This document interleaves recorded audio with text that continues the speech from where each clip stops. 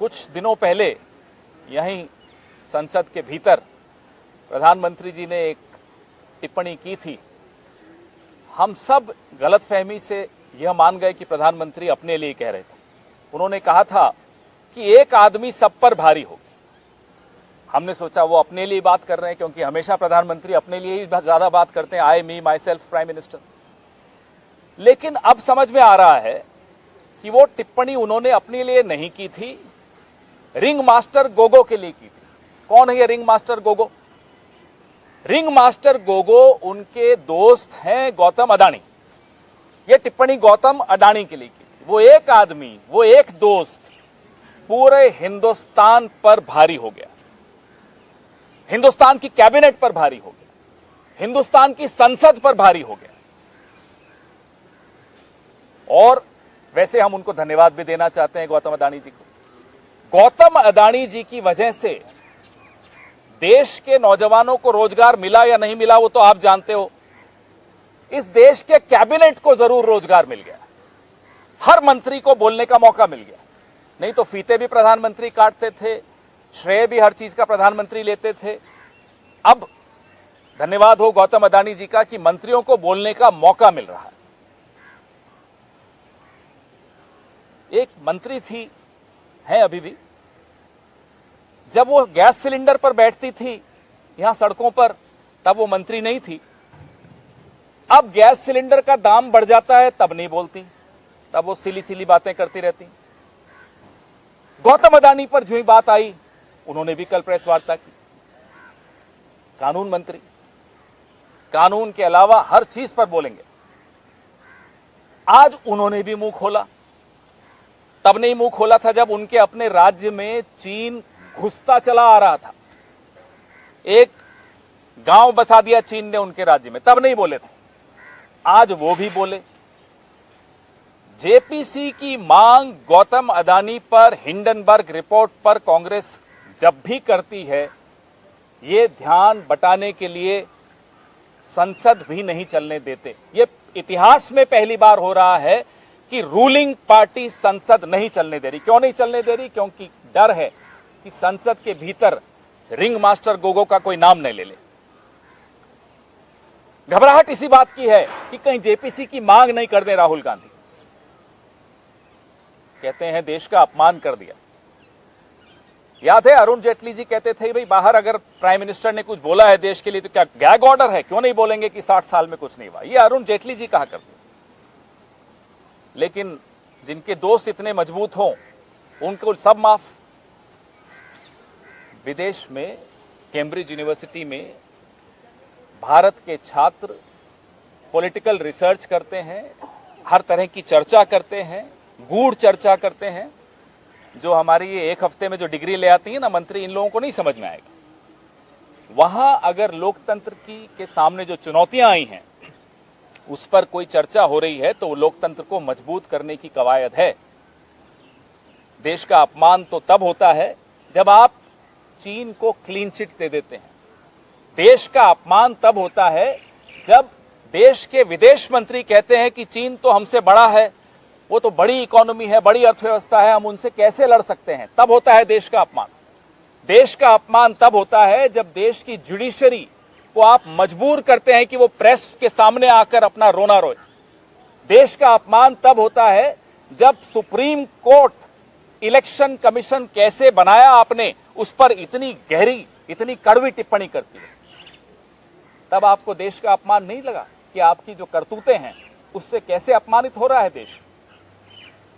आपको याद है अभी कुछ ही दिन पहले इलेक्शन कमिश्नर को आपने कैसे नियुक्त किया, उस पर सुप्रीम कोर्ट ने सरकार को अच्छी तरह से जली कटी सुनाई।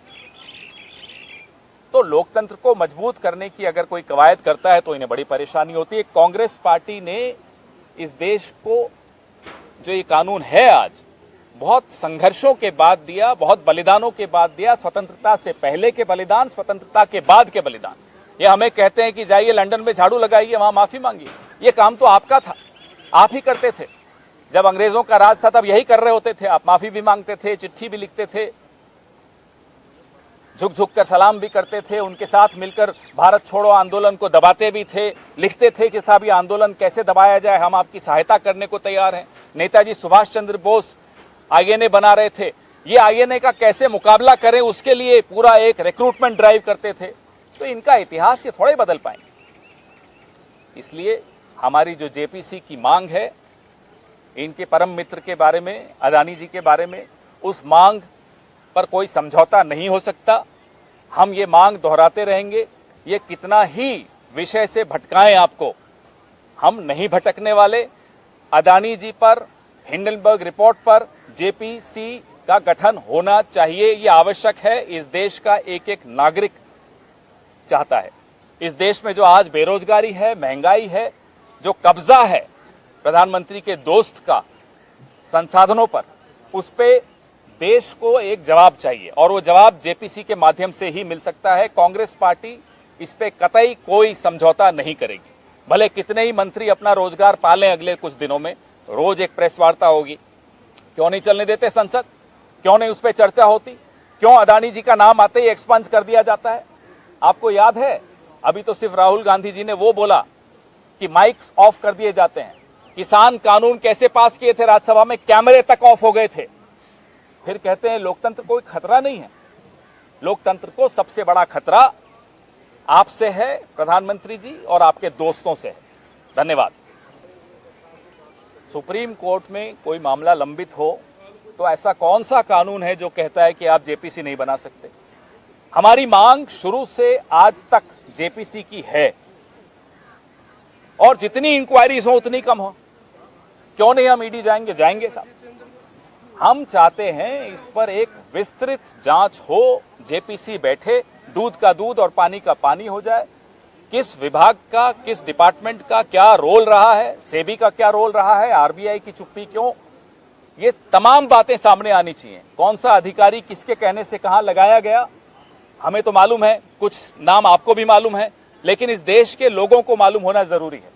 किस अधिकारी को कौन कहां ले गया, किससे मिलवाने, ये अभी तो इशारों में बात हो रही है, हम धीरे धीरे और कुछ बताएंगे आपको। और वो अधिकारी आज ऐसी जगह पर जाकर बैठे हैं जो क्लीन चिट देंगे अदानी जी को। तो इस तरह की बातें तो नहीं होनी चाहिए। ये बात तो सबके सामने आनी चाहिए, जेपीसी के ही माध्यम से आ सकती है। बहुत स्पष्ट तौर पे राहुल गांधी ने कहा, और मैं दोहराता हूं और हम सबको बार बार दोहराना चाहिए, भारत के 140 करोड़ लोग सक्षम हैं अपने यहां के लोकतंत्र की रक्षा करने में।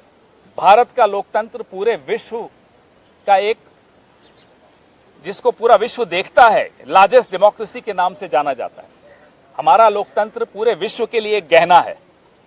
तो उसके बारे में चर्चा पूरा विश्व कर रहा है, करता रहेगा। जब आप रेड डालते हैं मीडिया हाउसेस पर, विदेश के मीडिया हाउसेस पर, अपने देश के जर्नलिस्ट को आप जेल में डाल देते हैं कितने कितने महीनों तक, तब आपको क्या लगता है विश्व देख नहीं रहा? आपको बिल्कुल देख रहा होता है। तो अगर उस पर सवाल उठ रहे हैं और उस पर चर्चा हो रही है तो आपको घबराना नहीं चाहिए। चर्चा से लोकतंत्र मजबूत होता है। वो संसद के भीतर चर्चा हो, संसद के बाहर चर्चा हो, चर्चा से लोकतंत्र कभी कमजोर नहीं होता। चर्चा को दबाने से लोकतंत्र कमजोर होता है। आप ये सवाल ऐसी पार्टी के प्रवक्ता से पूछ रहे हैं जो इस पूरे लिकर स्कैम में शिकायत करता है। दिल्ली प्रदेश कांग्रेस कमेटी के अध्यक्ष गए थे लिकर स्कैम की शिकायत करने उपराज्यपाल के पास, उसके बाद इंक्वायरी हुई है। आप क्या चाहते हैं कि हम पहले शिकायत करें और जब कार्रवाई हो तो हम कहें कि साहब गलत हो रही है कार्रवाई? शिकायतकर्ता से ही आप उम्मीद करते हैं कि हम कविता या अरविंद केजरीवाल के साथ खड़े होंगे, तो आपकी उम्मीद थोड़ी गलत है। कुछ रिंग मास्टर गोगो पे कोई सवाल नहीं है क्या? आपने पूछा भी नहीं कौन है ये, सबको मालूम है कौन है रिंग मास्टर गोगो। धन्यवाद।